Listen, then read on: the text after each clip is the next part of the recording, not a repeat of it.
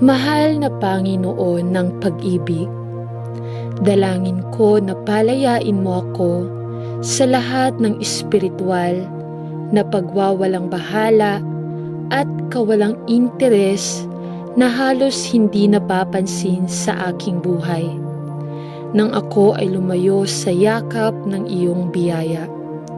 Sa aking puso, alam ko na tinalikuran ko ang aking pag-ibig, ang aking unang pag-ibig na si Hesukristo, at napabayaan ang aking dapat kong gawin sa paggawa ng lahat ng mga bagay na hindi ko dapat ginawa.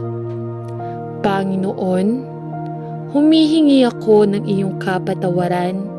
Lumapit ako sa iyo ngayon na may malungkot na puso. Batid kong gaano kahalaga ang oras na nawala sa akin. Inaalala ang magandang pagkakaibigan na dati nating tinamasa. Ngunit Panginoon, sa iyong biyaya, hinihiling ko sa iyo na ibalik, i-renew, ang tamang espiritu sa loob ko. Buhayin ang mahina kong espiritu ng hininga ng buhay mula sa iyong espiritu ng kagalakan. Sapagkat sa iyo ay may buhay, saya, at pag-ibig magpakailanman.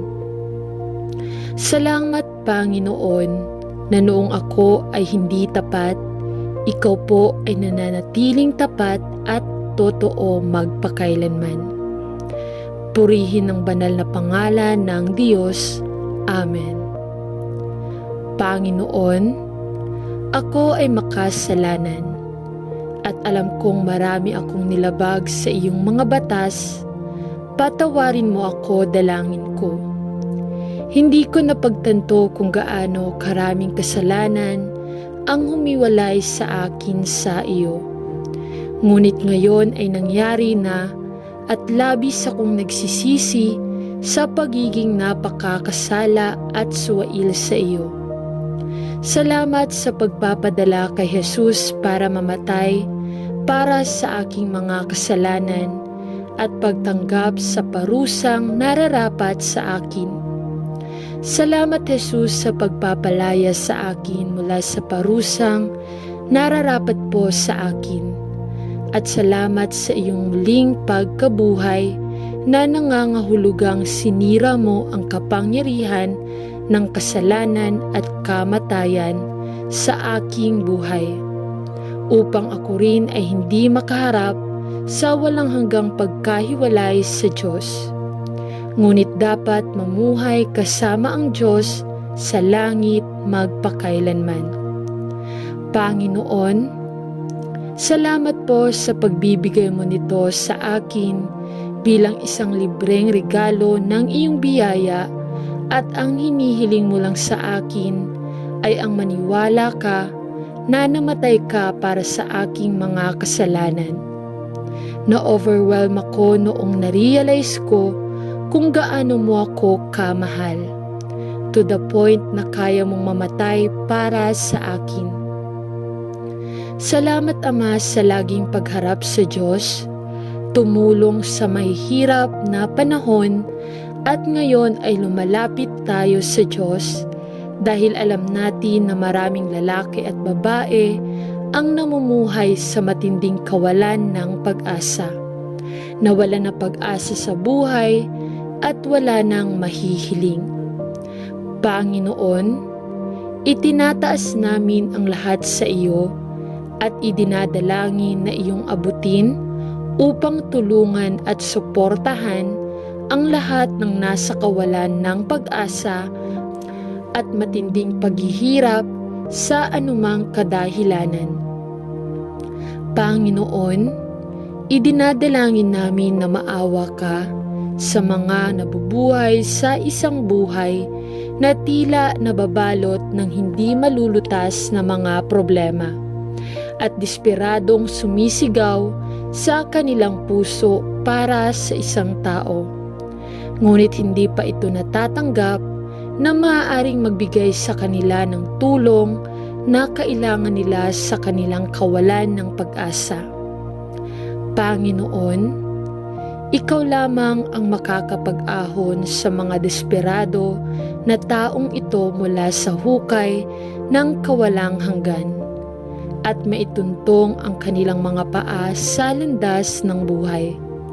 Kaya't aming idinadalangin na marami ang makatagpo ng kapayapaang aliw kay Jesus at matuklasan na Siya ang tunay na liwanag ng mundo.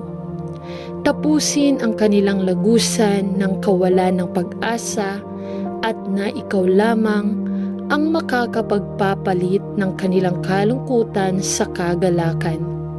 Sa pangalan ni Jesus, kami ay nananalangin. Amen.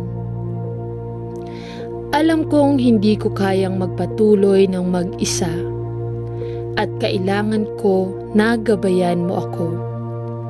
At alam kong sinasabi ng Biblia nang nangako kang hindi mo ako iiwan o pababayaan.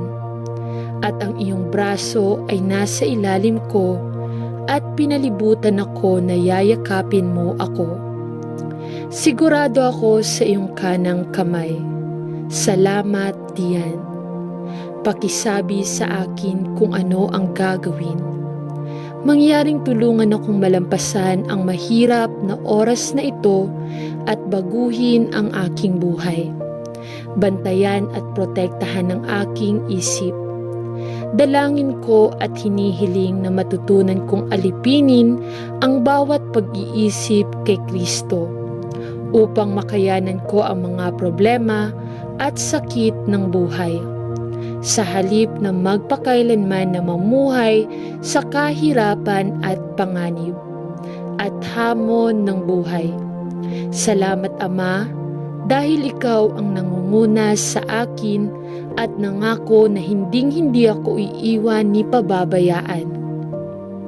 Tulungan mo akong tumingin kay Jesus at magpahinga sa iyo, upang hindi ako mawala ng spirito kaninong pangalan ako nagdarasal. Amen.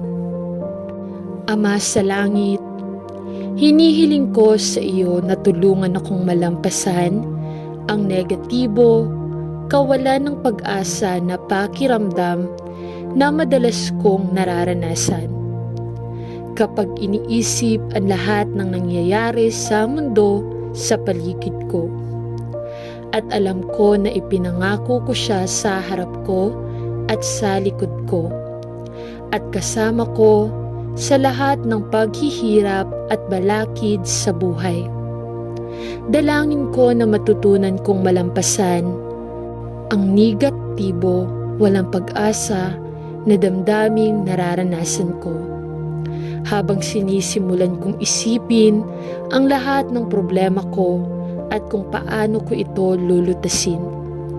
Tulungan mo akong bumaling kay Jesus upang buhayin ang aking pagod na spirito. Dalangin ko dahil sa aking puso, alam ko na ang tanging kapayapaan at kapahingahan na matatagpuan ay nasa iyo. Dalangin ko na huwag akong madamay ng kawalan ng pag-asa, ngunit tulungan akong tumingin kay Jesus bilang angkla ng aking kaluluwa sa tuwing nagsisimulang pumasok sa aking isipan ang mga negatibong kaisipan.